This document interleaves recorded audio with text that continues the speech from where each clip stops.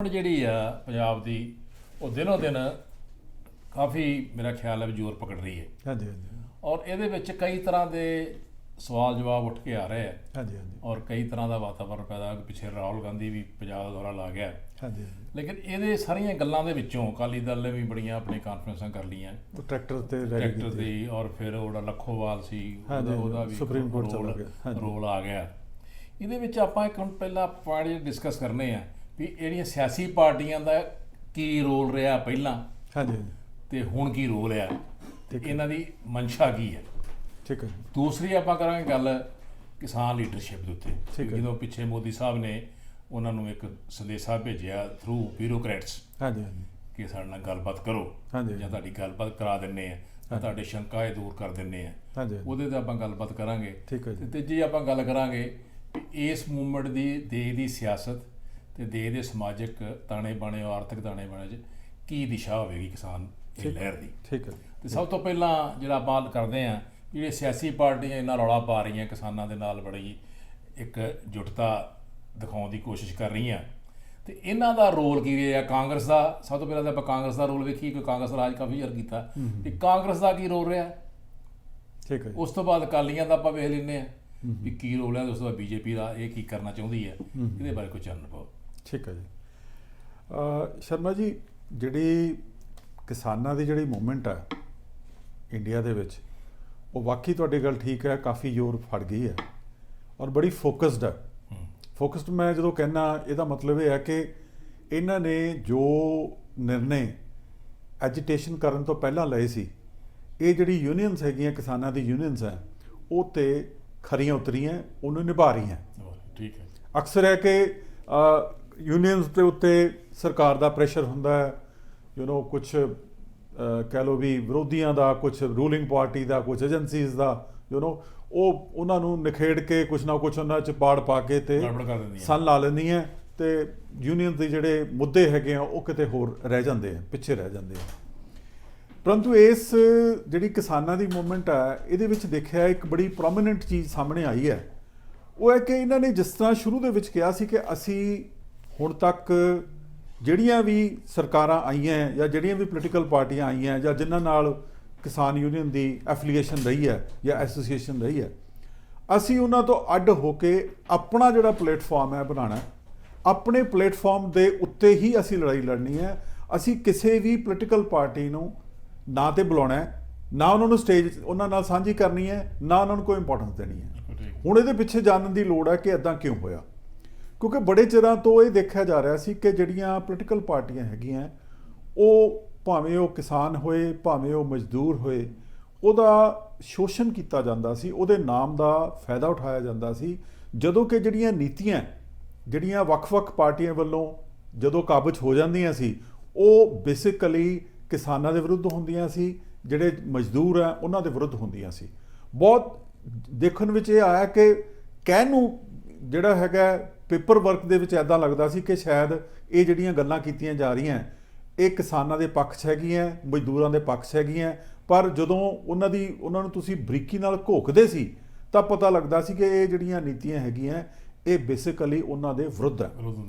ਹੁਣ ਆ ਗਏ ਆਪਾਂ ਜਿਹੜਾ ਹੁਣ ਪਿੱਛੇ ਜੇ ਇਹਨਾਂ ਨੇ 3 ਆਰਡੀਨੈਂਸ ਪਹਿਲਾਂ ਜੂਨ ਦੇ ਵਿੱਚ ਕੱਢੇ, ਉਸ ਤੋਂ ਬਾਅਦ ਉਹਨਾਂ ਨੂੰ ਜਿਹੜਾ ਬਿੱਲ ਬਣਾ ਕੇ ਪਾਰਲੀਮੈਂਟ 'ਚ ਪੇਸ਼ ਕੀਤਾ ਗਿਆ ਔਰ ਆਪੋਜੀਸ਼ਨ ਦੀ ਡਿਮਾਂਡ ਕਰਨ ਦੇ ਬਾਵਜੂਦ ਜਿਹੜੀ ਵਾਇਸ ਵੋਟ ਦੇ ਉੱਤੇ ਰਾਜ ਸਭਾ ਦੇ ਵਿੱਚੋਂ ਇਹ 3 ਜਿਹੜੇ ਬਿੱਲ ਹੈਗੇ ਆ ਪਾਸ ਕਰਕੇ ਪ੍ਰੈਜ਼ੀਡੈਂਟ ਨੂੰ ਭੇਜ ਦਿੱਤੇ ਗਏ। ਹਾਲਾਂਕਿ ਆਪੋਜੀਸ਼ਨ ਪਾਰਟੀ ਵੱਲੋਂ ਇਹ ਡਿਮਾਂਡ ਕੀਤੀ ਗਈ ਕਿ ਡਿਵੀਜ਼ਨ ਕਰਵਾਈ ਜਾਏ। ਡਿਵੀਜ਼ਨ ਦਾ ਮਤਲਬ ਹੈ ਕਿ ਇਸ ਦੇ ਉੱਤੇ ਵੋਟਿੰਗ ਕਰਾਈ ਜਾਏ ਜਾਂ ਇਸ ਤੋਂ ਪਹਿਲਾਂ ਇਹਨੂੰ ਸਿਲੈਕਟ ਕਮੇਟੀ 'ਚ ਭੇਜਿਆ ਜਾਏ ਤਾਂ ਕਿ ਇਸ ਦਾ ਅੱਛੀ ਤਰ੍ਹਾਂ ਜਿਹੜਾ ਹੈ ਮੁਲੰਕਣ ਕੀਤਾ ਜਾ ਸਕੇ। ਪਰ ਅਨਫੋਰਚੂਨੇਟਲੀ ਜਿਹੜੀ ਰੂਲਿੰਗ ਪਾਰਟੀ ਹੈ ਉਸ ਵੱਲੋਂ ਇਸ ਗੱਲ ਨੂੰ ਦਰਕਨਾਰ ਕਰ ਦਿੱਤਾ ਗਿਆ ਔਰ ਜਲਦੀ ਦੇ ਨਾਲ ਇੱਕ ਪ੍ਰੈਸ਼ਰ ਦੇ ਨਾਲ ਇਹ ਕੰਮ ਕੀਤਾ ਗਿਆ ਜਿਹਦੇ ਨਾਲ ਜਿਹੜੀਆਂ ਕਿਸਾਨ ਜਥੇਬੰਦੀਆਂ ਹੈਗੀਆਂ ਇਹਨਾਂ ਦੇ ਮਨਾਂ ਦੇ ਵਿੱਚ ਹੋਰ ਜਿਹੜਾ ਹੈ ਸ਼ੱਕ ਦੀ ਭਾਵਨਾ ਜਿਹੜੀ ਹੈ ਉਹ ਪੈਦਾ ਹੋ ਗਈ। ਹੁਣ ਅੱਗੇ ਜਿੱਦਾਂ ਤੁਸੀਂ ਗੱਲ ਕਰ ਰਹੇ ਸੀ ਕਿ ਇਹ ਜਿਹੜੀਆਂ ਹੁਣ ਪੋਲੀਟੀਕਲ ਪਾਰਟੀਆਂ ਹੈ ਇਹਨਾਂ ਦਾ ਕੀ ਸਟੈਂਡ ਰਹਿ ਗਿਆ। ਹੁਣ ਦੇਖੋ ਜਿੱਥੋਂ ਤੱਕ ਤੇ ਦੂਸ਼ਣਬਾਜ਼ੀ ਦੀ ਗੱਲ ਹੈਗੀ ਹੈ, ਬੀਜੇਪੀ ਹੋਈ, ਅਕਾਲੀ ਦਲ ਹੋਇਆ ਜਾਂ ਤੁਹਾਡੀ ਕਾਂਗਰਸ ਹੋਈ ਜਾਂ ਲੈਫਟ ਵਾਲੇ ਹੋਏ ਜਾਂ ਆਮ ਪਾਰਟੀ ਹੋਈ, ਇਹ ਇੱਕ ਦੂਜੇ ਦੇ ਉੱਤੇ ਦੂਸ਼ਣਬਾਜ਼ੀ ਕਰ ਰਹੇ ਹੈ। ਠੀਕ ਹੈ। ਇੱਕ ਦੂਜੇ ਨੂੰ ਕਹਿ ਰਹੇ ਆ ਕਿ ਤੁਸੀਂ ਜਿਹੜੀਆਂ ਤੁਹਾਡੀਆਂ ਪਾਲਿਸੀਜ਼ ਆਉਂਦੀਆਂ ਉਹ ਕਿਸਾਨਾਂ ਦੇ ਵਿਰੋਧੀ ਹੁੰਦੀਆਂ। ਈਵਨ ਤੁਸੀਂ ਪਿੱਛੇ ਤੁਹਾਨੂੰ ਯਾਦ ਹੋਣਾ ਹੈ ਕਿ ਜਦੋਂ ਗੱਲ ਚੱਲ ਰਹੀ ਸੀ ਤੇ ਇਹ ਵੀ ਗੱਲ ਕੀਤੀ ਜਾ ਰਹੀ ਸੀ ਕਿ ਜਿਹੜਾ ਕਾਂਗਰਸ ਦਾ ਮੈਨੀਫੈਸਟੋ ਹੈਗਾ ਸੀ ਉਹ ਭਾਵੇਂ ਪਾਰਲੀਮੈਂਟਰੀ ਇਲੈਕਸ਼ਨ 19 ਦਾ ਸੀ ਤੇ ਭਾਵੇਂ ਸਟੇਟ ਅਸੈਂਬਲੀ ਦਾ ਸੀ 2017 ਦਾ, ਉਹਦੇ ਵਿੱਚ ਜਿਹੜੀਆਂ ਗੱਲਾਂ ਕੀਤੀਆਂ ਗਈਆਂ ਉਹ ਕਿਸਾਨ ਵਿਰੋਧੀ ਸੀ। ਉਹਦੇ ਵਿੱਚ ਜਿਹੜੀਆਂ ਗੱਲਾਂ ਹੁਣ 2020 ਦੇ ਵਿੱਚ ਇੱਕ ਐਕਟ ਬਣ ਕੇ ਸਾਡੇ ਸਾਹਮਣੇ ਆਈਆਂ, ਲੋਕ ਐਲੀਗੇਸ਼ਨ ਇਹ ਲਗਾਉਂਦੇ ਆ ਕਿ ਕਾਂਗਰਸ ਨੇ ਇਹ ਗੱਲਾਂ ਆਲਰੇਡੀ ਆਪਣੇ ਮੈਨੀਫੈਸਟੋ ਦੇ ਵਿੱਚ as a promise before election ਜਿਹੜੀ ਹੈ ਉਹ ਕੀਤੀ ਹੋਈ ਸੀ। ਹੁਣ ਜੇ ਆਪਾਂ ਇਸ ਗੱਲ ਨੂੰ ਥੋੜਾ ਜਿਹਾ ਪੰਜਾਬ ਦੇ ਕੰਟੈਕਸਟ ਦੇ ਵਿੱਚ ਇੱਥੇ ਗੱਲ ਹੋਰ ਵੀ ਆਉਂਦੀ ਹੈ ਨਾ ਹਾਂਜੀ, ਵੀ ਜਿਸ ਤਰ੍ਹਾਂ ਪਿੱਛੇ ਇੱਕ ਬੜੇ ਡਾਕੂਮੈਂਟ ਕੇ ਲੀਡਰ ਨੇ ਸ਼ੋਅ ਕੀਤੇ ਕਿ ਚੈਨਲ ਤੇ ਹਾਂਜੀ, ਵੀ ਜਿਹੜੀ ਆਹਲੂਵਾਲੀਆ ਮਨਟੇਕ ਸਿੰਘ ਆਹਲੂਵਾਲੀਆ ਜਿਹੜਾ ਬ੍ਰਾਂਚ ਕਮੇਟੀ ਹਾਂਜੀ, ਪੰਜਾਬ ਦੀ ਇਕਨੋਮੀ ਨੂੰ ਬੂਸਟ ਕਰਨ ਵਾਸਤੇ ਹਾਂਜੀ। ਸਰ ਮਨਮੋਹਨ ਸਿੰਘ ਵੀ ਉਹਦੇ ਵਿੱਚ ਸਨ, ਵੀ ਉਹਦੇ ਵਿੱਚ ਵੀ ਇਹੀ ਚੀਜ਼ਾਂ ਉਹ ਡਾਕੂਮੈਂਟੇਸ਼ਨ ਬਾਹਰ ਆਈ ਹੈ, ਹਾਂਜੀ। ਵੀ ਇਹੀ ਚੀਜ਼ਾਂ ਰਿਕਮੈਂਡ ਕੀਤੀਆਂ ਗਈਆਂ। ਹਾਂਜੀ ਹਾਂਜੀ ਉਹ ਸੱਚ ਹੈ ਜਾਂ ਝੂਠ ਹੈ ਵੱਖਰੀ ਗੱਲ ਹੈ, ਹਾਂਜੀ। ਉਹਦੀ ਕਿੰਨੀ ਅਥੈਂਟੀਕੇਸ਼ਨ ਹੈ ਉਹ ਡਾਕੂਮੈਂਟ ਦੀ। ਇਹ ਵੀ ਉਹ ਦੂਜੀ ਜਿਹੜੀ ਗੱਲ ਆਪਦੀ ਸਾਹਮਣੇ ਵੀ ਪਾਰਲੀਮੈਂਟ ਦਾ ਜਦੋਂ ਸੈਸ਼ਨ ਚੱਲ ਰਿਹਾ ਉਦੋਂ ਜਦੋਂ ਇਹ ਬਿੱਲ ਦੇ ਵੋਟਾਂ ਹੋਣੀਆਂ ਸੀ, ਹਾਂਜੀ, ਹਾਂਜੀ। ਇਹਨਾਂ ਨੇ whip ਨਹੀਂ ਲਾਗੂ ਕੀਤਾ ਠੀਕ ਹੈ ਜੀ। ਕਾਂਗਰਸ ਪਾਰਟੀ ਨੇ ਆਪਣੀ ਐਮਪੀ ਨੂੰ 33 ਕਿ 34 ਐਮਪੀ ਗੈਰ ਹਾਜ਼ਰ ਰਹੇ ਆ। ਠੀਕ ਹੈ। ਇਹ ਵੀ ਚੀਜ਼ਾਂ ਐਲੀਗੇਸ਼ਨਾਂ ਬਾਹਰ ਆ ਰਹੀਆਂ ਵੀ ਕੀ ਇਹ ਕੀ ਗੱਲ ਕੀ ਹੈ, ਅਸਲੀ ਗੱਲ ਕੀ ਹੈ। ਜੇ ਇਹਨੇ ਸੀਰੀਅਸ ਵੀ ਇਹਨਾਂ whip ਕਿਉਂ ਨਹੀਂ ਚਾਲੂ ਕੀਤਾ? ਦੇਖੋ ਇਸ ਤਰ੍ਹਾਂ ਹੈ ਕਿ ਪਤਾ ਨਹੀਂ ਹੁਣ ਇਹ ਜਿਹੜੀਆਂ ਪੋਲੀਟੀਕਲ ਪਾਰਟੀਆਂ ਹੈਗੀਆਂ ਇਹਨਾਂ ਦੀ ਕਹਿ ਲਓ ਕੋਈ ਬਦਕਿਸਮਤੀ ਹੈਗੀ ਹੈ ਕਿ ਜਿਹੜੀਆਂ ਕਿਸਾਨ ਜਥੇਬੰਦੀਆਂ ਹੈਗੀਆਂ ਉਹ ਨੰਗੀਆਂ ਚਿੱਟੀਆਂ ਹੋ ਗਈਆਂ ਇਹਨਾਂ ਦੇ ਆਪਸੀ ਰਿਲੇਸ਼ਨ ਦੇ ਵਿੱਚ। ਬਿਲਕੁਲ ਠੀਕ ਹੈ। ਨੰਗੀਆਂ ਚਿੱਟੀਆਂ ਕਿੱਦਾਂ ਹੋ ਗਈਆਂ? ਔਰ ਅਸੀਂ ਹੁਣ ਥੋੜਾ ਜਿਹਾ ਇਸ ਨੂੰ ਐਕਸਪਲੋਰ ਕਰਨ ਦੀ ਕੋਸ਼ਿਸ਼ ਕੀਤੀ, ਇਹਦੀ ਖੋਜ ਕੀਤੀ ਕਿ ਜਿਹੜੀ ਗੱਲ ਇਹ ਕਹਿ ਰਹੇ ਆ ਇਹਦੇ ਵਿੱਚ ਕਿੰਨੀ ਕੁ ਸੱਚਾਈ ਹੈ। ਉਹ ਦੇਖੋ ਜਦੋਂ ਇਹ ਗੱਲ ਐਲੀਗੇਸ਼ਨ ਲਾਇਆ ਜਾਂਦਾ ਕਿ ਜੀ ਦੇਖੋ 2020 ਦੇ ਵਿੱਚ ਜਿਹੜੇ ਨਵੇਂ ਬਿੱਲ ਆਏ ਹੈਗੇ ਆ ਉਹਦੇ ਨਾਲ ਜਿਹੜਾ ਕਾਰਪੋਰੇਟ ਜਿਹੜੇ ਘਰਾਣੇ ਹੈਗੇ ਆ ਉਹਨਾਂ ਨੂੰ ਖੁੱਲ੍ਹੇ ਤੌਰ ਤੇ ਮੰਡੀ 'ਚ ਵਾੜਿਆ ਗਿਆ। ਐਲੀਗੇਸ਼ਨ ਕੀ ਲਗਾਇਆ ਜਾਂਦਾ ਕਿ ਉਸ ਵੇਲੇ ਜ਼ਿਮੀਂਦਾਰ ਨੂੰ ਜਿਹੜਾ ਕਿਹਾ ਜਾਂਦਾ ਕਿ ਅਸੀਂ ਆਜ਼ਾਦੀ ਦੇਤੀ, ਬੇਸਿਕਲੀ ਇਹ ਜਿਹੜੀ ਆਜ਼ਾਦੀ ਹੈ ਉਹ ਵਪਾਰੀ ਨੂੰ ਦਿੱਤੀ ਹੈ। ਬਿਲਕੁਲ ਠੀਕ ਹੈ। ਇਹ ਜਿਹੜੀ ਆਜ਼ਾਦੀ ਹੈ ਜ਼ਿਮੀਂਦਾਰ ਨੂੰ ਨਹੀਂ ਦਿੱਤੀ, ਵਪਾਰੀ ਨੇ ਦਿੱਤੀ ਹੈ। ਇਹ ਵਪਾਰੀ ਨੂੰ ਆਜ਼ਾਦੀ ਦਿੱਤੀ ਹੈ ਕਿ ਤੂੰ ਜਿੰਨਾ ਮਾਲ ਲੁੱਟਣਾ ਹੈ ਲੁੱਟ ਲੈ। ਦੇਖੋ ਨੰਗੇ ਚਿੱਟੇ ਅੱਖਰਾਂ 'ਚ ਤਾਂ ਇਹ ਹੈ, ਇਹ ਆਜ਼ਾਦੀ ਬੇਸਿਕਲੀ ਕਿਸਾਨ ਲਈ। ਦੇਖੋ ਜੇ ਕਿਸਾਨ ਲਈ ਆਜ਼ਾਦੀ ਹੋਏ ਤੇ ਕਿਸਾਨ ਨੂੰ ਕੀ ਪ੍ਰੋਬਲਮ ਹੈ ਇਹਨੂੰ ਐਕਸੈਪਟ ਕਰਨ 'ਚ? ਬਿਲਕੁਲ ਠੀਕ ਹੈ। ਇਹਦਾ ਮਤਲਬ ਹੈਗਾ ਕਿ ਕਿਤੇ ਨਾ ਕਿਤੇ ਕੋਈ ਮਨ 'ਚ ਖੋਟ ਹੈ। ਖੋਟ ਹੈਗੀ। ਹੁਣ ਦੇਖੋ ਇਸ ਖੋਟ ਨੂੰ ਜਾਣਨ ਦੇ ਲਈ ਅਸੀਂ ਪੁਰਾਣੇ ਪੇਪਰਸ ਜਿਹੜੇ ਪੰਜਾਬ ਦੇ ਕੰਟੈਕਸਟ 'ਚ, ਨਾ ਅਸੀਂ ਹਰਿਆਣਾ ਨਹੀਂ ਛੇੜ ਰਹੇ, ਕੋਈ ਹੋਰ ਸਟੇਟ ਨਹੀਂ ਛੇੜ ਰਹੇ, ਸਿਰਫ ਪੰਜਾਬ ਛੇੜ ਰਹੇ ਹਾਂ। ਜਦੋਂ ਅਸੀਂ ਪੁਰਾਣੇ ਪੇਪਰਸ ਦੇਖਦੇ ਹੈਗੇ ਆ ਤਾਂ ਸਾਨੂੰ ਪਤਾ ਲੱਗਦਾ ਕਿ ਜਿਹੜਾ 1961 ਦਾ Punjab agriculture produce marketing act ਹੈ ਜਿਹੜਾ 1961 ਦਾ, ਉਹਦੇ ਵਿੱਚ 2005 ਦੇ ਵਿੱਚ ਤਬਦੀਲੀ ਕੀਤੀ ਗਈ ਸੀ, ਅਮੈਂਡਮੈਂਟ ਕੀਤੀ ਗਈ ਸੀ। ਠੀਕ ਹੈ। ਠੀਕ ਹੈ ਜੀ। ਉਸ ਵੇਲੇ ਮੇਰਾ ਖਿਆਲ ਹੈਗੀ ਹੈ ਕਿ ਬਾਦਲ ਸਾਹਿਬ ਦੀ ਸਰਕਾਰ ਸੀ, ਮਿਲੀ ਅਕਾਲੀ ਦਲ ਦੀ, ਕੈਪਟਨ ਅਮਰਿੰਦਰ ਸਿੰਘ ਦੀ, ਉਸ ਵੇਲੇ ਕੈਪਟਨ ਅਮਰਿੰਦਰ ਸਿੰਘ ਦੀ, ਚਲੋ ਉਹਨਾਂ ਦੀ ਸਰਕਾਰ ਸੀ। ਠੀਕ ਹੈ ਜੀ। ਹੁਣ ਗੱਲ ਇਹ ਹੈਗੀ ਹੈ ਕਿ ਉਸ ਵੇਲੇ ਇਹਦੇ ਵਿੱਚ ਜਿਹੜੀ ਚੇਂਜ ਹੈ ਕੀਤੀ ਗਈ, ਔਰ ਚੇਂਜ ਇਸ ਤਰੀਕੇ ਨਾਲ ਕੀਤੀ ਗਈ ਕਿ ਜਿਹੜੀਆਂ ਪ੍ਰਾਈਵੇਟ ਮੰਡੀਆਂ ਹੈਗੀਆਂ ਉਹ ਜਿਸ ਤਰ੍ਹਾਂ ਸਰਕਾਰੀ ਮੰਡੀਆਂ ਹੈਗੀਆਂ ਜਿਹੜੀਆਂ ਕਿ ਮਾਰਕੀਟ ਕਮੇਟੀ ਦੇ ਥੱਲੇ ਬਣੀਆਂ ਹੋਈਆਂ ਉਹ ਆਪਰੇਟ ਕਰਨਗੀਆਂ। ਇਹ ਉਸ ਵੇਲੇ ਅਮੈਂਡਮੈਂਟ ਕਰ ਦਿੱਤੀ ਗਈ। ਉਸ ਤੋਂ ਬਾਅਦ ਹੁਣ ਆ ਜਾਓ ਕਿ ਜਿਹੜਾ ਸੈਕੰਡ ਬਿੱਲ ਹੈ ਜਿਹੜਾ ਕਿ ਕਹਿੰਦੇ ਕਿ ਨਵੀਂ ਕੰਟਰੈਕਟ ਫਾਰਮਿੰਗ ਜਿਹੜੀ ਹੈਗੀ ਆ ਅਸੀਂ ਸ਼ੁਰੂ ਕਰਤੀ। ਹੁਣ ਜੇ ਆਪਾਂ ਉਹ ਪੁਰਾਣੀ ਗੱਲ ਦੇਖਦੇ ਹਾਂ ਤਾਂ 2013 ਦੇ ਵਿੱਚ, ਠੀਕ ਹੈ ਜੀ, ਜਦੋਂ ਬਾਦਲ ਸਾਹਿਬ ਦੀ ਸਰਕਾਰ ਸੀ ਤੇ ਉਸ ਵੇਲੇ ਪੰਜਾਬ ਕੰਟਰੈਕਟ ਫਾਰਮਿੰਗ ਐਕਟ 2013 ਦੇ ਵਿੱਚ ਲਾਗੂ ਕੀਤਾ ਗਿਆ। ਬਾਦਲਾਂ ਨੇ ਕੀਤਾ ਲਾਗੂ, ਬਾਦਲ ਸਾਹਿਬ ਦੇ ਸਰਕਾਰ ਵੇਲੇ, ਜੋ ਅਕਾਲੀ ਦਲ ਦੀ ਸਰਕਾਰ ਸੀ ਉਸ ਵੇਲੇ, ਜਿਹਦੇ ਵਿੱਚ ਬੀਜੇਪੀ ਜਿਹੜੀ ਹੈ ਭਾਈਵਾਲ ਪਾਰਟੀ ਹੈਗੀ ਸੀ।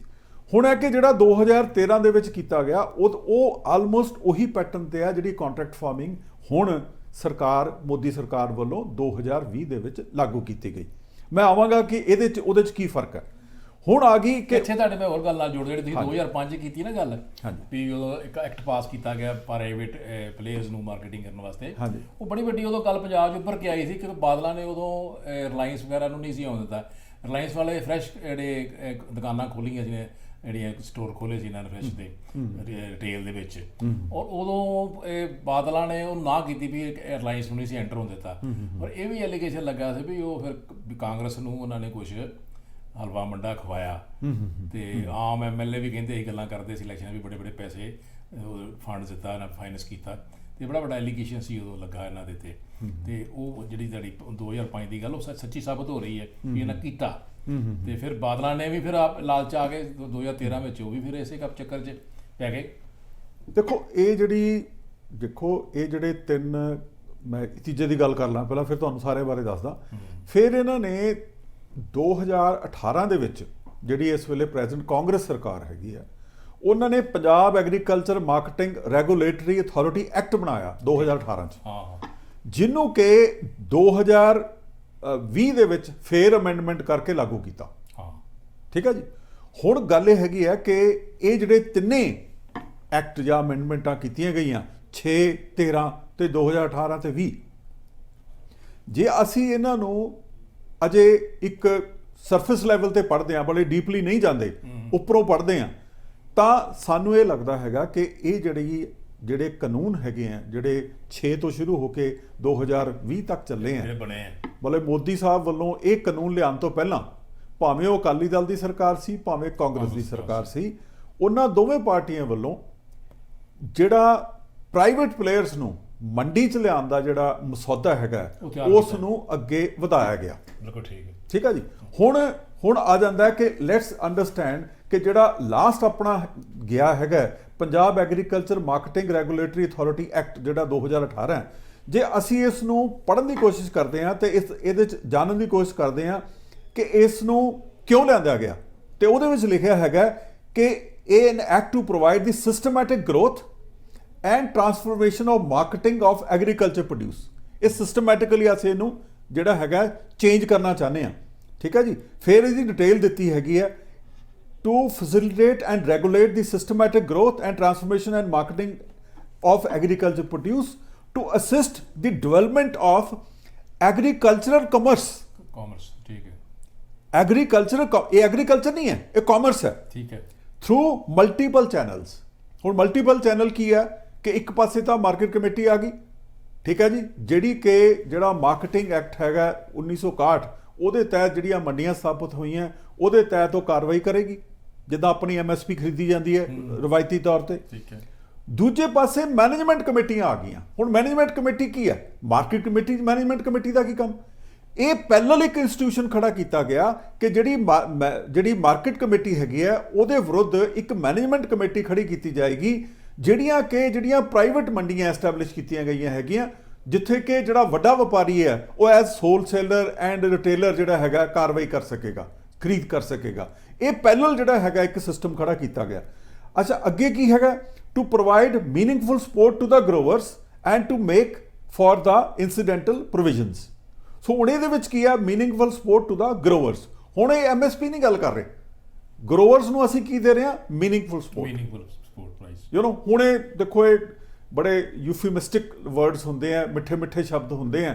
ਹੁਣ ਐਕਚੁਅਲ ਜਦੋਂ ਇਹ ਟਰਾਂਸਲੇਟ ਹੁੰਦੇ ਆ ਰਿਐਲਿਟੀ ਦੇ ਵਿੱਚ, ਉਦੋਂ ਗੱਲਾਂ ਕੁਝ ਹੋਰ ਤਰ੍ਹਾਂ ਦੀਆਂ ਹੁੰਦੀਆਂ। ਸੋ ਇਹਨਾਂ ਤਿੰਨ ਜਿਹੜੇ ਆਪਾਂ ਲਾਜ਼ ਹੁਣ ਡਿਸਕਸ ਕੀਤੇ ਹੈਗੇ ਆ, ਇਹਨਾਂ ਦੇ ਵਿੱਚ ਜਿਹੜੀ ਗੱਲ ਅਪਰੈਂਟਲੀ ਨਜ਼ਰ ਆਉਂਦੀ ਹੈਗੀ ਆ ਉਹ ਹੈਗੀ ਹੈ ਕਿ ਜਿਹੜੇ ਇਹ ਤਿੰਨ ਲਾਅ ਹੈਗੇ ਆ, ਇਹਦੇ ਵਿੱਚ ਸਰਕਾਰ ਦਾ ਜਿਹੜਾ ਕੰਟਰੋਲ ਹੈਗਾ ਓਵਰ ਦਾ ਮੰਡੀ ਔਰ ਉਹਦੇ ਆਪਰੇਸ਼ਨ ਦੇ ਵਿੱਚ ਅਜੇ ਹੈ।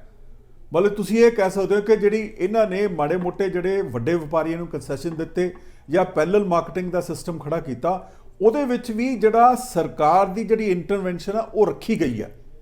ਪਰੰਤੂ ਇਹਦਾ ਫਰਕ ਹੀ ਆ ਗਿਆ ਜਿਹੜੇ ਹੁਣ ਮੋਦੀ ਸਾਹਿਬ ਵੱਲੋਂ ਲਾਅ ਬਣਾਏ ਗਏ ਆ, ਜਿਹੜੇ 2020 ਦੇ ਵਿੱਚ ਕੀਤੇ ਗਏ। ਇਹਦੇ ਵਿੱਚ ਉਹ ਜਿਹੜੇ ਲਾਅ ਹੈਗੇ ਸੀ, ਜਿਹੜੀਆਂ ਰੈਗੂਲੇਸ਼ਨ ਸੀ, ਜਿਹੜੀਆਂ ਰਿਸਟ੍ਰਿਕਸ਼ਨ ਸੀ, ਉਹ ਬਿਲਕੁਲ ਖਤਮ ਕਰ ਦਿੱਤੀਆਂ ਗਈਆਂ। ਸਿਰਫ ਤੁਹਾਨੂੰ ਹੁਣ ਜਿਹੜਾ ਹੈਗਾ ਇੱਕ ਪੈਨ ਚਾਹੀਦਾ, ਪੈਨ ਕਾਰਡ ਚਾਹੀਦਾ ਤੇ ਤੁਸੀਂ ਖਰੀਦ ਕਰ ਸਕਦੇ ਹੋ। ਪਰ ਇਹਨਾਂ ਜਿਹੜੀ ਰੈਗੂਲੇਟਰੀ ਜਿਹੜੀ ਅਥਾਰਟੀਜ਼ ਹੈਗੀਆਂ, ਇਹਦੇ ਵਿੱਚ ਸਰਕਾਰ ਦਾ ਜਿਹੜੀ ਇੰਟਰਵੈਂਸ਼ਨ ਹੈ, ਜਿਹੜਾ ਕੰਟਰੋਲ ਹੈਗਾ ਉਹ ਰਿਹਾ। ਇਸੇ ਤਰੀਕੇ ਨਾਲ ਜਿਹੜੀ ਕੰਟਰੈਕਟ ਫਾਰਮਿੰਗ ਦੀ ਗੱਲ ਕਰ ਰਹੇ ਹਾਂ, ਉਹਦੇ ਵਿੱਚ ਵੀ ਸਰਕਾਰ ਦਾ ਕੰਟਰੋਲ ਰਿਹਾ। ਹੁਣ ਆ ਜਾਂਦੀ ਹੈ ਅਗਲੀ ਗੱਲ। ਇਹ ਤਾਂ ਹੋ ਗਿਆ ਵੀ ਪੋਲੀਟੀਕਲ ਪਾਰਟੀਆਂ ਦਾ ਕੀ ਸਟੈਂਡ ਸੀ ਵਿਜ਼ਾ-ਵੀ ਆਪਾਂ ਇੱਕ ਪੰਜਾਬ ਦਾ ਇੱਕ ਇਸ਼ੂ ਡਿਸਕਸ ਕੀਤਾ। ਠੀਕ ਹੈ। ਹੁਣ ਪ੍ਰੋਬਲਮ ਕੀ ਆ ਰਹੀ ਹੈ? ਪ੍ਰੋਬਲਮ ਇਹ ਆ ਰਹੀ ਹੈ ਕਿ ਦੇਖੋ ਤੁਸੀਂ, ਪੰਜਾਬ ਸਰਕਾਰ ਨੇ ਵੀ, ਵੱਖ-ਵੱਖ ਸਰਕਾਰਾਂ ਨੇ 2006 ਤੋਂ ਲੈ ਕੇ 2020 ਤੱਕ ਵੱਖ-ਵੱਖ ਕਾਨੂੰਨ ਜਿਹੜੇ ਆ ਲੈ ਕੇ ਆਉਂਦੇ, ਜਿਹੜੇ ਕਿ ਉਸੇ ਦਿਸ਼ਾ ਵੱਲ ਹੀ ਹੈ ਜਿਸ ਦਿਸ਼ਾ ਵੱਲ ਹੁਣ ਨਵੇਂ ਜਿਹੜੇ ਐਕਟ ਹੈ ਉਹ ਬਣ ਕੇ ਆਏ ਹੈ। ਹੁਣ ਕੁਐਸਚਨ ਹੈ ਕਿ ਪ੍ਰੋਬਲਮ ਕਿੱਥੇ ਆ ਰਹੀ ਹੈ? ਦੇਖੋ ਆਪਣਾ ਆਪਾਂ ਨੇ ਕਿਤੇ ਤਾਂ ਕੋਈ ਡਿਵੈਲਪਮੈਂਟ ਕਰਨੀ ਨਾ, ਆਪਣੇ ਦੇਖੋ ਹਰ ਬੰਦੇ ਦੇ ਦਿਮਾਗ 'ਚ ਆਉਂਦਾ ਹੈ ਕਿ ਆਪਾਂ ਨੇ ਦੇਖੋ ਫਿਰ ਕਰਨਾ ਕੀ ਹੈ। ਦੇਖੋ ਹਰ ਚੀਜ਼ ਜਦੋਂ ਕੋਈ ਚੇਂਜ ਆਂਦੀ ਹੈ ਉਹਦੀ ਰੈਜ਼ਿਸਟੈਂਸ ਤਾਂ ਹੁੰਦੀ ਹੈ, ਲੋਕ ਇਸ ਦੀ ਵਿਰੋਧਤਾ ਕਰਦੇ ਆ, ਠੀਕ ਹੈ ਜੀ। ਪਰ ਦੇਖਣਾ ਇਹ ਹੁੰਦਾ ਹੈ ਕਿ ਜਿਹੜੀ ਚੇਂਜ ਲਿਆਈ ਜਾ ਰਹੀ ਹੈ ਕੀ ਉਹ ਪੋਜ਼ਿਟਿਵ ਹੈ, ਉਹ ਲੋਕ ਭਲਾਈ ਵਾਲੀ ਹੈ, ਉਹ ਲੋਕ ਭਲਾਈ ਵੱਲ ਹੈ, ਠੀਕ ਹੈ। ਇਸ ਚੀਜ਼ ਨੂੰ ਦੇਖਣ ਦਾ ਇੱਕੋ ਹੀ ਤਰੀਕਾ ਹੈਗਾ ਕਿ ਦੇਖੋ ਜਿੱਦਾਂ ਆਪਾਂ ਪਿਛਲੀ ਡਿਸਕਸ਼ਨ ਦੇ ਵਿੱਚ ਇਹ ਗੱਲ ਕੀਤੀ ਹੈਗੀ ਸੀ ਕਿ ਜਿਹੜਾ ਹੁਣ ਮਾਡਲ ਮੋਦੀ ਸਰਕਾਰ ਵੱਲੋਂ ਇਹਨਾਂ ਬਿਲਸ ਦੁਆਰਾ ਲਿਆਂਦਾ ਗਿਆ ਹੈਗਾ, ਉਹ ਪਹਿਲਾਂ ਹੀ ਮਾਡਲ ਜਿਹੜਾ ਹੈ ਬਿਹਾਰ ਰਾਜ ਦੇ ਵਿੱਚ ਲਾਗੂ ਕਰਕੇ ਦੇਖ ਚੁੱਕੇ, ਉਹ ਫੇਲ ਹੋ ਚੁੱਕਿਆ। ਆਲਰੇਡੀ ਜਿਹੜਾ ਇਹ ਮਾਡਲ ਹੈ ਅਮਰੀਕਾ 'ਚ ਫੇਲ ਹੋ ਚੁੱਕਿਆ। ਹੁਣ ਕੁਐਸਚਨ ਹੈ ਕਿ ਜੇ ਤੁਸੀਂ ਹਰ ਕੋਈ ਬੰਦਾ ਜਿਹੜਾ ਕਿ ਸੈਂਸੀਬਲ ਹੈ, ਜਿਹੜਾ ਸੋਚ ਰੱਖਦਾ ਹੈਗਾ, ਉਹ ਕਹਿੰਦਾ ਕਿ ਫਿਰ ਅਸੀਂ ਕੀ ਕਰੀਏ। ਦੇਖੋ ਅਮਰੀਕਾ ਦਾ ਮਾਡਲ ਫੇਲ ਹੋ ਗਿਆ, ਅਸੀਂ ਸਬਸਿਡੀਜ਼ ਦੇ ਨਹੀਂ ਸਕਦੇ। ਉੱਥੇ 60,000 ਪਰ $60,000 ਜਿਹੜੇ ਹੈਗੇ ਆ ਉਹ ਹਰ ਕਿਸਾਨ ਨੂੰ ਹਰ ਸਾਲ ਦਿੱਤੇ ਜਾਂਦੇ ਆ ਸਬਸਿਡੀ ਦੇ ਤੌਰ ਤੇ। ਹੁਣ ਅਸੀਂ ਸਬਸਿਡੀ ਦੇ ਨਹੀਂ ਸਕਦੇ, 250 ਵੀ ਨਹੀਂ ਬਣਦੀ, 200 ਰੁਪਏ ਵੀ ਨਹੀਂ ਬਣਦੀ ਪਰ ਸਬਸਿਡੀ। ਹੁਣ ਗੱਲ ਇਹ ਹੈ ਕਿ ਜੇ ਸਬਸਿਡੀ ਥੋੜੀ ਹੈ ਅਸੀਂ ਦੇ ਨਹੀਂ ਸਕਦੇ, ਅਮਰੀਕਾ ਦਾ ਮਾਡਲ ਫੇਲ ਹੋ ਗਿਆ, ਠੀਕ ਹੈ। ਅਸੀਂ ਡਿਵੈਲਪਮੈਂਟ ਕਰਨਾ ਚਾਹੁੰਦੇ ਹਾਂ। ਦੇਖੋ ਮੈਂ ਡਿਵੈਲਪਮੈਂਟ ਦੇ ਖਿਲਾਫ ਨਹੀਂ ਹਾਂ, ਮੈਂ ਕਹਿੰਦਾ ਕਿ ਡਿਵੈਲਪਮੈਂਟ ਜ਼ਰੂਰ ਹੋਣੀ ਚਾਹੀਦੀ ਹੈ, ਠੀਕ ਹੈ। ਪਰ ਸਾਡੀ ਬਦਕਿਸਮਤੀ ਹੈ ਕਿ ਅਸੀਂ ਜਿਹੜੇ ਬਾਹਰਲੇ ਮਾਡਲਸ ਹੈਗੇ ਆ ਅੰਡਰ ਪ੍ਰੈਸ਼ਰ, ਉਹ ਭਾਵੇਂ ਮਲਟੀਨੈਸ਼ਨਲ ਕਾਰਪੋਰੇਸ਼ਨ ਦਾ ਪ੍ਰੈਸ਼ਰ ਹੈ, ਭਾਵੇਂ ਕਿਹਦਾ ਪ੍ਰੈਸ਼ਰ ਹੈ ਮੈਨੂੰ ਨਹੀਂ ਪਤਾ ਹੈ, ਸਰਕਾਰਾਂ ਤੇ 1000 ਕਿਸਮ ਦੇ ਪ੍ਰੈਸ਼ਰ ਹੁੰਦੇ ਆ। ਸਾਡੀ ਗੱਲ ਨਿਕਲ ਕੇ ਇਹ ਆਉਂਦੀ ਹੈ ਨਾ ਵੀ ਜਿੰਨੀਆਂ ਪੋਲੀਟੀਕਲ ਪਾਰਟੀਆਂ ਜਿਹੜੀਆਂ ਨੇ, ਸਿਆਸੀ ਪਾਰਟੀਆਂ, ਚਾਹੇ ਕਾਂਗਰਸ ਹੈ, ਚਾਹੇ ਬੀਜੇਪੀ ਹੈ, ਚਾਹੇ ਅਕਾਲੀ ਦਲ ਹੈ, ਇਹ ਜਿਹੜੇ ਆ ਇਹ ਲੀਡਰਸ਼ਿਪ ਜਿਹੜੀ ਆ ਇਹ ਮਲਟੀਨੈਸ਼ਨਲ ਕੰਪਨੀਆਂ ਜਾਂ ਕਾਰਪੋਰੇਟ ਹਾਊਸਸ ਦੇ ਹੱਥਾਂ ਦਾ ਹੱਥ ਟੋਕਾ ਬਣ ਚੁੱਕੀਆਂ। ਔਰ ਕਹਿੰਦੀਆਂ ਕੁਛ ਨੇ ਲੇਕਿਨ ਪ੍ਰੈਕਟੀਕਲੀ ਗੱਲਾਂ ਜਿਹੜੀਆਂ ਇਹਨਾਂ ਦੀਆਂ ਉਹਨਾਂ ਦੇ ਫੇਵਰ 'ਚ ਜਾਂਦੀਆਂ। ਇਹ ਨਹੀਂ ਸੋਚਦੇ ਵੀ ਲੋਕ ਕਿੱਧਰ ਕੀ ਸੋਚਦੇ। ਲੋਕਾਂ ਦੀ ਜਿਹੜੀ ਡਿਵੈਲਪਮੈਂਟ ਦੀ ਗੱਲ ਕੀਤੀ ਹੈ ਵੀ ਡਿਵੈਲਪਮੈਂਟ ਹੋ ਸਕਦੀ ਹੈ, ਕਈ ਰਾਹ ਹੈਗੇ ਡਿਵੈਲਪਮੈਂਟ ਕਰਨ ਦੇ ਅਗਰ ਲੋਕ ਭਲਾਈ ਵਾਲੇ ਹੋਣ ਤੇ। ਨਹੀਂ ਸ਼ਰਮਾ ਜੀ, ਮੇਰਾ ਆਰਗੂਮੈਂਟ ਪਹਿਲਾਂ ਖਤਮ ਹੋ ਜਾਣ ਦਿਓ। ਮੈਂ ਆਰਗੂਮੈਂਟ ਇਹ ਦੇ ਰਿਹਾ ਹੈਗਾ ਕਿ ਤੁਸੀਂ ਇਹ ਦੇਖ ਲਿਆ ਕਿ ਅਮਰੀਕਾ ਦਾ ਮਾਡਲ ਫੇਲ ਹੋ ਚੁੱਕਿਆ, ਤੁਸੀਂ ਦੇਖਿਆ ਕਿ ਅਸੀਂ ਆਲਰੇਡੀ 2006 ਦੇ ਵਿੱਚ ਇਹ ਮਾਡਲ ਜਿਹੜਾ ਬਿਹਾਰ ਚਲਾ ਕੇ ਦੇਖ ਲਿਆ, ਇਹ ਕਾਮਯਾਬ ਨਹੀਂ ਹੋਇਆ। ਕਿਉਂ ਨਹੀਂ ਹੈਗਾ ਕਿ ਸਰਕਾਰ ਜਿਹੜੀ ਹੈਗੀ ਆ ਆਪਣੀਆਂ ਸਥਿਤੀਆਂ, ਆਪਣੀ ਪਰਿਸਥਿਤੀਆਂ, ਆਪਣੇ ਸਰਕਮਸਟੈਂਸਸ ਜਿਹੜੇ ਕਿ ਇਸ ਵੇਲੇ ਇੰਡੀਆ 'ਚ ਪ੍ਰਵੇਲ ਕਰਦੇ ਆ ਉਹਦੇ ਮੁਤਾਬਕ ਕੋਈ ਇਹੋ ਜਿਹਾ ਮਾਡਲ ਤਿਆਰ ਕਰ। ਦੇਖੋ ਇਹ ਤਾਂ ਹੈ ਨਹੀਂ ਕਿ ਸਾਡੇ ਕੋਲ ਐਗਰੀਕਲਚਰ ਦੇ ਸਾਇੰਟਿਸਟ ਨਹੀਂ ਹੈਗੇ ਜਿਹੜੇ ਕਿ ਮਾਡਲ ਨਹੀਂ ਦੇ ਸਕਦੇ। ਸਾਨੂੰ ਉਹੋ ਜਿਹਾ ਮਾਡਲ ਚਾਹੀਦਾ ਹੈਗਾ ਜਿਹੜਾ ਕਿ ਇੰਡੀਆ ਦੀਆਂ ਜਿਹੜੀਆਂ ਪਰਿਸਥਿਤੀਆਂ ਹੈਗੀਆਂ, ਜਿਹੜੇ ਹਾਲਾਤ ਹੈ ਉਹਨੂੰ ਦੇਖਦੇ ਹੋਏ ਬਣਾਇਆ ਜਾਏ, ਉਹਦੇ ਜਿਹੜੇ ਦੁੱਖ ਦਰਦ ਹੈ ਉਹਨੂੰ ਦੇਖਿਆ ਜਾਏ। ਜੇ ਤੁਸੀਂ ਬਲਾਈਂਡਲੀ ਕੋਈ ਵੀ ਮਾਡਲ ਜਿਹੜਾ ਹੈਗਾ ਕਿਸੇ ਦੂਜੇ ਕੰਟਰੀ ਦੇ ਉੱਤੇ ਲਗਾਓਗੇ ਔਰ ਤੁਹਾਨੂੰ ਅੰਦਰ ਖਾਤੇ ਪਤਾ ਕਿ ਵੀ ਉਹ ਫੇਲ ਹੋ ਚੁੱਕਾ ਮਾਡਲ ਹੈ, ਤਾਂ ਦੇਖੋ ਕੁਰਲਾਹਟ ਚੀਕ ਚਹਾੜਾ ਤਾਂ ਪਏਗਾ ਫਿਰ। ਬਿਲਕੁਲ ਤੁਹਾਡੀ ਗੱਲ ਠੀਕ ਹੈ, ਬੜਾ ਲੰਬਾ ਟੌਪਿਕ ਹੈ ਇਹ ਪੋਲੀਟੀਕਲ ਪਾਰਟੀਆਂ ਦਾ। ਆਪਾਂ ਕਿਤੇ ਅਗਲੇ ਜੇ ਕਰਾਂਗੇ ਐਪੀਸੋਡ ਉਹਦੇ ਵਿੱਚ ਡਿਟੇਲ 'ਚ ਆਪਾਂ ਇਹਦੀ ਸਾਰੀ ਡਾਕੂਮੈਂਟੇਸ਼ਨ ਸਾਰੀ ਸਾਹਮਣੇ ਰੱਖ ਕੇ ਲੋਕਾਂ ਦੇ, ਸਰੋਤਿਆਂ ਦੇ, ਦਰਸ਼ਕਾਂ ਦੇ ਉਹ ਕਰਾਂਗੇ। ਹੁਣ ਸਵਾਲ ਉੱਠਦਾ ਹੈ ਇਸ ਚੀਜ਼ ਦਾ ਵੀ ਜਿਹੜੀ ਕਿਸਾਨ ਜਥੇਬੰਦੀਆਂ, ਹੁਣ ਇਹਨਾਂ ਦੇ ਮਤਲਬ ਬੜੀ ਇੱਕ ਤਾਂ ਇਹਨਾਂ ਨੇ ਬੜੀ ਯੂਨਿਟੀ ਸਾਬਤ ਕੀਤੀ। ਇੱਕ ਅੱਧੀ ਯੂਨੀਅਨ ਨੇ ਥੋੜ੍ਹਾ ਖਰਾਬੀ ਕਰਨ ਦੀ ਕੋਸ਼ਿਸ਼ ਕੀਤੀ ਲੇਕਿਨ ਉਹ ਵੀ ਲਾਈਨ 'ਤੇ ਆ ਗਈ ਹੈ, ਉਹਨਾਂ ਨੇ ਆਪਣੀ ਗਲਤੀ ਮੰਨ ਲਈ ਹੈ। ਲੇਕਿਨ ਜਿਹੜੀ ਹੁਣ ਕਿਸਾਨ ਜਿਹਦੇ ਲੀਡਰਸ਼ਿਪ ਸਾਹਮਣੇ ਉੱਭਰ ਕੇ ਆ ਰਹੀ ਹੈ ਔਰ ਇਹਨਾਂ ਦੇ ਵਿੱਚ ਸੈਂਟਰ ਗੌਰਮੈਂਟ ਵੱਲੋਂ ਵੀ ਇੱਕ ਜਿਹਨੂੰ ਕਿਤੇ ਫੀਲਰ ਕਹਿ ਲਓ ਜਾਂ ਇੱਕ ਲੌਬਿੰਗ ਕੀਤੀ ਜਾ ਰਹੀ ਹੈ ਬਿਊਰੋਕਰੇਟਸ ਵੱਲੋਂ। ਆਓ ਤੁਹਾਡੇ ਨਾਲ ਅਸੀਂ ਤੁਹਾਡੀ ਸ਼ੰਕਾ ਦੂਰ ਕਰਦੇ ਹਾਂ। ਹਾਂਜੀ, ਹੁਣ ਜਿਹੜੀ ਲੀਡਰਸ਼ਿਪ ਆ ਕਿਸਾਨਾਂ ਦੀ, ਇਹਨਾਂ ਨੂੰ ਕੀ ਕਰਨਾ ਚਾਹੀਦਾ? ਇਹਨਾਂ ਨਾਲ ਨੈਗੋਸ਼ੀਏਸ਼ਨ ਤੇ ਹੋਣੀ ਚਾਹੀਦੀ ਹੈ, ਨੈਗੋਸ਼ੀਏਟ ਟੇਬਲ ਟਾਕ ਤੇ ਹੋਣਾ ਚਾਹੀਦਾ। ਜੇ ਡੈਮੋਕ੍ਰੇਸੀ ਦੇ ਵਿੱਚ ਅਗਰ ਸਰਕਾਰ ਕੋਈ ਨਹੀਂ ਕਰਦੀ, ਉਹ ਸ਼ਹੀਨ ਬਾਗ ਵਾਂਗੂ ਜਿੱਦ ਕਰਦੀ ਹੈ, ਤੇ ਕਿਉਂਕਿ ਇਹ ਤੇ 65% ਲੋਕ ਨੇ ਹਿੰਦੁਸਤਾਨ ਦੇ, ਇਹਦੇ ਸਰਕਾਰਾਂ ਦੇ ਚੂਲਾਂ ਲਾ ਦੇਣਗੇ। ਇਸ ਕਰਕੇ ਸਰਕਾਰ ਨੂੰ ਵੀ ਚਾਹੀਦਾ ਵੀ ਇਹਨਾਂ ਨਾਲ ਨੈਗੋਸ਼ੀਏਟ ਕਰੇ ਪ੍ਰੋਪਰ। ਡੈਮੋਕ੍ਰੇਸੀ ਦਾ ਇੱਕ ਰੂਲ ਵੀ ਹੈ, ਅਸੂਲ ਵੀ ਹੈ ਵੀ ਡੈਮੋਕ੍ਰੇਸੀ ਦੇ ਵਿੱਚ ਗੱਲਬਾਤ ਕਰਨੀ ਚਾਹੀਦੀ ਹੈ। ਔਰ ਹੁਣ ਗੱਲਬਾਤ ਜੇ ਹੁੰਦੀ ਹੈ ਤੇ ਜਿਹੜੀ ਲੀਡਰਸ਼ਿਪ, ਜਿਹੜੀ ਕਿਸਾਨ ਲੀਡਰਸ਼ਿਪ ਆ, ਇਹਨਾਂ ਨੂੰ ਕਿੱਦਾਂ ਦਾ, ਕਿਉਂਕਿ ਸਿਆਸੀ ਪਾਰਟੀਆਂ ਵੀ ਆਪਣੀਆਂ ਹੱਥ ਖਿਲਾਰੇ ਦਲਾਲੀ ਕਰਨ ਦੀ ਕੋਸ਼ਿਸ਼ ਕਰਦੀਆਂ ਔਰ ਆਪਣਾ ਸਿਹਰਾ ਲੈਣ ਦੀ ਕੋਸ਼ਿਸ਼ ਕਰਦੀਆਂ। ਕਿਸਾਨ ਯੂਨੀਅਨ ਜਿਹੜੀਆਂ ਬੜੀਆਂ ਲੀਡਰਸ਼ਿਪ ਆ ਇਹ ਉੱਪਰ ਕੇ ਸਾਹਮਣੇ ਆਈ ਹੈ, ਇਹਨਾਂ ਨੂੰ ਕੀ ਕਰਨਾ ਚਾਹੀਦਾ? ਦੇਖੋ ਪਹਿਲਾਂ ਤਾਂ ਦੇਖੋ ਇਮੀਡੀਏਟਲੀ ਤਾਂ ਇਹੀ ਹੈ ਕਿ ਦੇਖੋ ਸਾਰ ਤੋਂ ਵੱਡਾ ਜਿਹੜਾ ਸਟੇਕ ਹੈ ਜਿਹੜੀਆਂ ਆਪਣੀਆਂ ਕਿਸਾਨ ਜਥੇਬੰਦੀਆਂ ਦੇ ਹੱਥਾਂ 'ਚ ਹੈਗਾ, ਉਹ ਹੈਗਾ ਕਿ ਜਿਹੜਾ MSP ਸਿਸਟਮ ਹੈਗਾ ਜਿਹੜਾ ਇਸ ਵੇਲੇ ਇੰਡੀਆ 'ਚ ਚੱਲ ਰਿਹਾ, ਹਾਲਾਂਕਿ ਸਿਰਫ 6% ਜਿਹੜੀ ਪਾਪੂਲੇਸ਼ਨ ਨੂੰ ਇਹ ਕੈਟਰ ਕਰ ਰਿਹਾ।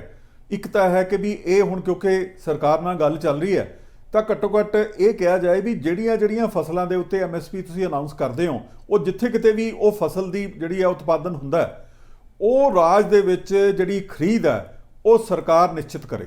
ਦੇਖੋ ਅਨਾਉਂਸਮੈਂਟ ਕਰ ਦੇਣੀ ਹੈਜ਼ ਨੋ ਮੀਨਿੰਗ ਤੇ ਬਾਕੀ ਜਿੱਦਾਂ ਆਪਾਂ ਪਿਛਲੀ ਵਾਰ ਗੱਲ ਕੀਤੀ ਸੀ ਕਿ ਜਿੱਥੇ ਕਿਤੇ ਲੱਗੇ ਕਿ ਇਹਨਾਂ ਕੋਲ ਕ੍ਰੌਪ ਦੀ ਜਿਹੜੀ ਬਹੁਤਾਤ ਹੈਗੀ ਹੈ, ਜਿੱਦਾਂ ਹੁਣ ਕਈ ਵਾਰ ਕਹਿੰਦੇ ਕਿ ਚੌਲ ਵੀ ਬਹੁਤ ਹੈ ਸਾਡੇ ਕੋਲ ਪਏ, ਸਾਡੇ ਕੋਲ ਕਣਕ ਵੀ ਬਹੁਤ ਪਈ ਹੈ, ਉੱਥੇ ਜਿਹੜੀ ਪ੍ਰਾਈਸ ਡੈਫੀਸ਼ੀਐਂਸੀ ਜਿਹੜੀ ਪੇਮੈਂਟ ਸਕੀਮ ਹੈ ਜਿੱਦਾਂ ਆਪਾਂ ਪਿਛਲੀ ਵਾਰੀ ਗੱਲ ਕੀਤੀ ਸੀ ਉਹਦੇ ਤਹਿਤ ਜਿਹੜੀ ਹੈ ਸਰਕਾਰ ਪ੍ਰੋਡਿਊਸ ਨਾ ਖਰੀਦ ਕਰੇ, ਪਰ ਜਿਹੜਾ ਇੱਕ ਪ੍ਰਾਈਵੇਟ ਵਪਾਰੀ ਵੱਲੋਂ ਉਹਦਾ ਮੁੱਲ ਪਾਇਆ ਜਾਂਦਾ ਹੈ ਔਰ ਜੋ ਸਰਕਾਰ ਵੱਲੋਂ MSP ਅਨਾਉਂਸ ਕੀਤੀ ਜਾਂਦੀ ਹੈ, ਜਿਹੜਾ ਵੀ ਉਹਦਾ ਫਰਕ ਹੈਗਾ ਉਹ ਜਿਹੜੀ ਹੈ ਸਰਕਾਰ ਉਹਨੂੰ ਜ਼ਿੰਮੇਦਾਰ ਨੂੰ ਪੇ ਕਰ ਦੇ। ਜਿਹੜਾ ਆਲਰੇਡੀ ਇਹਨਾਂ 16000 ਕਰੋੜ ਫੰਡ ਰੱਖਿਆ ਵੀ ਸੀ। ਦੂਜੀ ਗੱਲ ਹੈਗੀ ਹੈ ਕਿ MSP ਦੇ ਵਿੱਚ ਵੀ ਫਿਰ ਝਗੜਾ ਕਿ ਜਿਸ ਤਰ੍ਹਾਂ ਰਮੇਸ਼ ਚੰਦਰ ਦੀ ਰਿਪੋਰਟ ਸੀ, ਸਵਾਮੀਨਾਥਨ ਦੀ ਰਿਪੋਰਟ ਸੀ, ਉਹਦੇ ਮੁਤਾਬਕ ਜਿਹੜੀ ਹੈ ਜੋ ਵੀ ਇਹਦੀ ਕਾਸਟ ਆਉਂਦੀ ਹੈ ਉਹਦਾ 1.5 ਗੁਣਾ ਜਿਹੜਾ ਹੈਗਾ ਪ੍ਰਾਈਸ ਫਿਕਸ ਕੀਤੀ ਜਾਂਦੀ ਹੈ ਔਰ ਯੂਨੀਵਰਸਲੀ ਫਿਕਸ ਕੀਤੀ ਜਾਏ।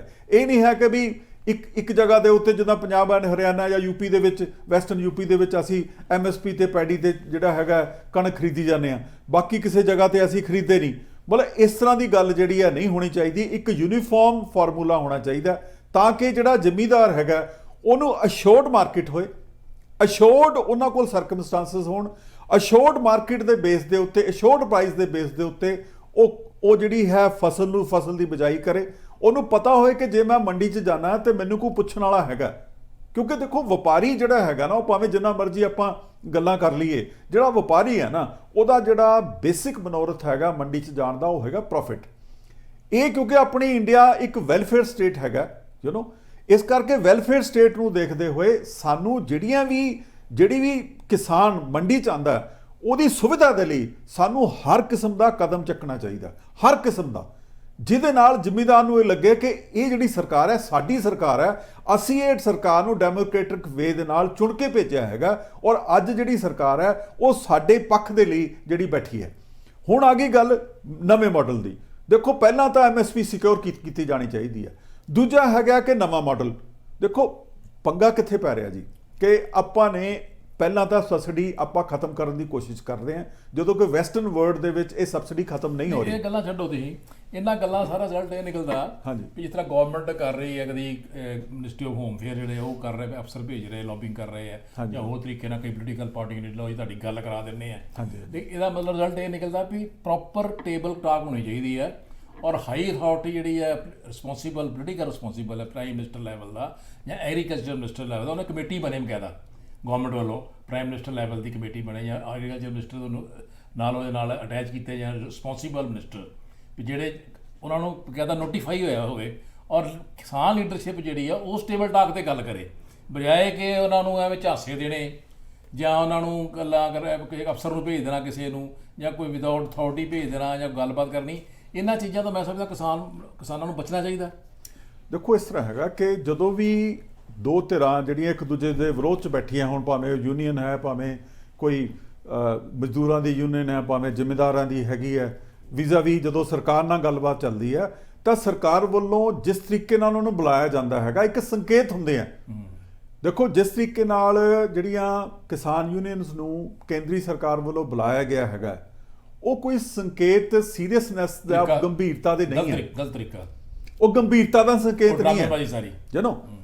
ਹੁਣ ਗੱਲ ਇਹ ਹੈ ਕਿ ਜਦੋਂ ਪਤਾ ਹੋਏ ਕਿ ਜ਼ਿਮੀਂਦਾਰ ਜਿਹੜੇ ਹੈ ਉਹ ਰੇਲ ਰੋਕ ਕੇ ਬੈਠੇ ਹੈ, ਸੜਕਾਂ ਤੇ ਬੈਠੇ ਹੈ, ਭੁੱਖੇ ਬੈਠੇ ਹੈ, ਉਹਨਾਂ ਨੇ ਅੱਗੇ ਬਿਜਾਈ ਕਰਨੀ ਹੈ, ਕਣਕ ਦੀ ਬਿਜਾਈ ਵੀ ਕਰਨੀ ਹੈ, ਝੋਨਾ ਵੀ ਸੰਭਾਲਣਾ ਹੈ, ਉਹਨਾਂ ਹਾਲਾਤਾਂ ਦੇ ਵਿੱਚ ਜਦੋਂ ਜ਼ਿਮੀਂਦਾਰ ਆਪਣੇ ਘਰਾਂ ਤੋਂ ਬਾਹਰ ਆ ਕੇ ਸੜਕਾਂ ਤੇ ਬੈਠੇ ਹੈ, ਉਸ ਵੇਲੇ ਕਿਸੇ ਅਧਿਕਾਰੀ ਦੇ, ਲੋਅਰ ਅਧਿਕਾਰੀ ਦੇ ਪੱਧਰ ਉੱਤੇ ਉਹਨਾਂ ਨੂੰ ਬੁਲਾ ਲੈਣਾ, ਇੱਕ ਇਨਵੀਟੇਸ਼ਨ ਭੇਜ ਦੇਣਾ, ਸੱਦਾ ਪੱਤਰ ਭੇਜ ਦੇਣਾ, ਉਹ ਜਿਹੜਾ ਹੈਗਾ ਇੱਕ ਇਹ ਗੱਲ ਦਾ ਪ੍ਰਤੀਕ ਹੈਗਾ ਕਿ ਸਰਕਾਰ ਜਿਹੜੀ ਹੈਗੀ ਹੈ ਜਿਹੜੀਆਂ ਜ਼ਿਮੀਂਦਾਰਾਂ ਦੀਆਂ, ਕਿਸਾਨਾਂ ਦੀ ਜਿਹੜੀ ਮੰਗਾਂ ਉਹਨਾਂ ਬਾਰੇ ਅਜੇ ਜਿਹੜੀ ਹੈ ਗੰਭੀਰ ਨਹੀਂ ਹੋਈ।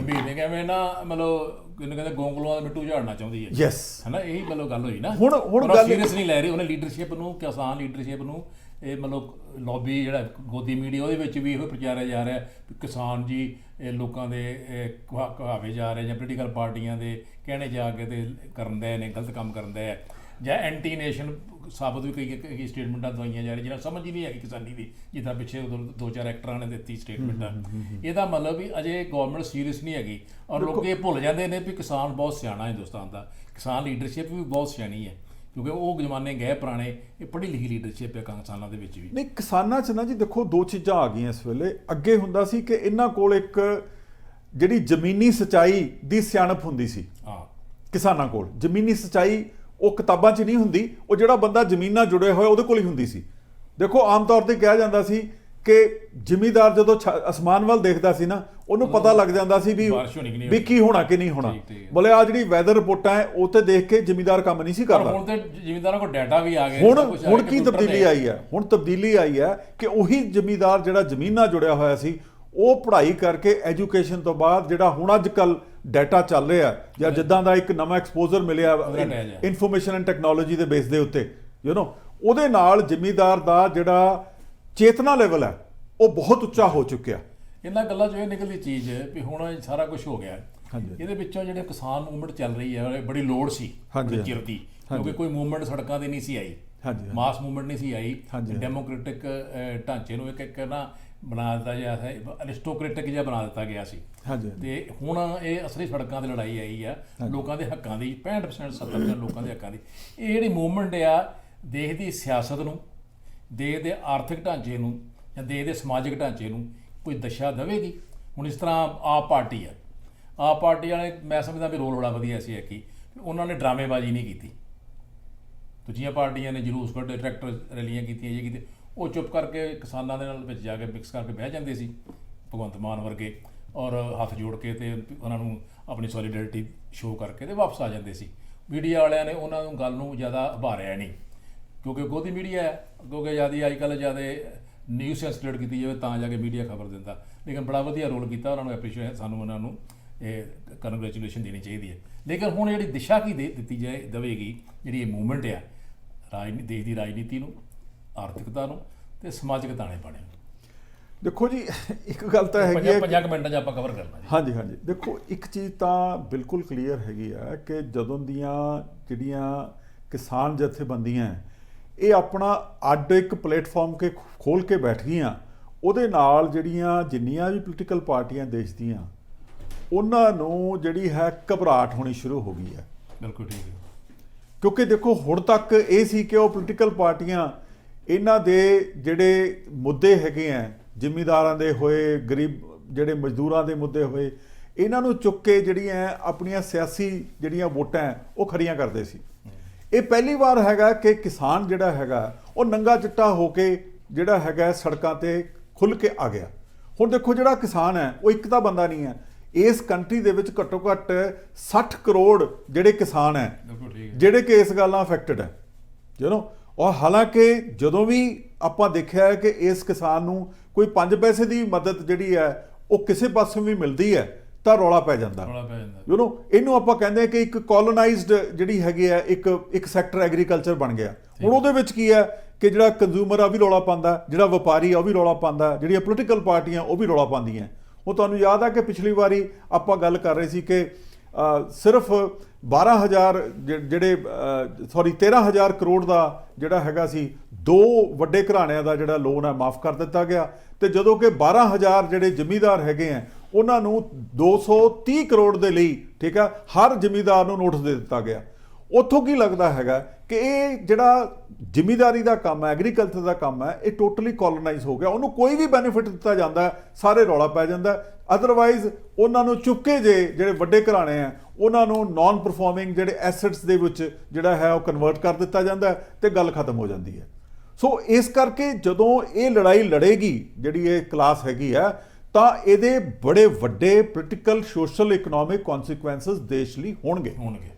ਔਰ ਇਹ ਜਿਹੜੀ ਮੂਵਮੈਂਟ ਹੈ ਇਹ ਪੋਲੀਟੀਕਲ ਪਾਰਟੀਆਂ ਨੂੰ ਮਜਬੂਰ ਕਰੇਗੀ ਕਿ ਲੋਕ ਪੱਖੀ ਨੀਤੀਆਂ ਬਣਾਈਆਂ ਜਾਣ। ਬਿਲਕੁਲ ਠੀਕ। ਔਰ ਜਿਹੜੀ ਪਾਪੂਲੇਸ਼ਨ ਮੈਜੋਰਟੀ ਹੈ ਹਿੰਦੁਸਤਾਨ ਦੀ, ਉਹਨਾਂ ਦੇ ਪੱਖਾਂ ਦੀਆਂ ਨੀਤੀਆਂ ਬਣਾਈਆਂ ਜਾਣ, ਨਾ ਕਿ ਥੋੜੇ ਜਿਹੇ ਲੋਕਾਂ ਵਾਸਤੇ ਪਾਰਟੀਆਂ ਬਣਾਈਆਂ। ਸਮਾਂ ਹੋ ਰਿਹਾ ਤੇ ਸਮੇਂ ਦੇ ਮੁਤਾਬਕ ਸਾਨੂੰ ਇਹ ਗੱਲ ਫਿਨਿਸ਼ ਕਰਨੀ ਪਏਗੀ, ਕਿਉਂਕਿ ਅਗਲੇ ਐਪੀਸੋਡ 'ਚ ਅਸੀਂ ਡਿਟੇਲ 'ਚ ਗੱਲ ਕਰਾਂਗੇ। ਤੇ ਫਿਰ ਜਾਂਦੇ ਜਾਂਦੇ ਪਹਿਲਾਂ ਅਸੀਂ ਕਹਾਂਗੇ ਵੀ ਸਰਦਾਰ ਇੰਦਰਦੀਪ ਸਿੰਘ ਜੀ ਰਿਐਲਿਟੀ ਦਾ ਕੰਮ ਵੀ ਕਰਦੇ ਨੇ, ਇਹਨਾਂ ਨੂੰ ਕੰਟੈਕਟ ਕਰੋ ਤੇ ਇਹਨਾਂ ਜੋ ਵੀ ਤੁਹਾਨੂੰ ਮਕਾਨ ਖਰੀਦਣਾ ਹੋਵੇ ਤੇ ਖਰੀਦੋ, ਸਾਡੀ ਸਾਈਟ ਹੋਏ ਦੇਣਗੇ। ਨਮਸਕਾਰ, ਸਤਿ ਸ਼੍ਰੀ ਅਕਾਲ। ਸਤਿ ਸ਼੍ਰੀ ਅਕਾਲ।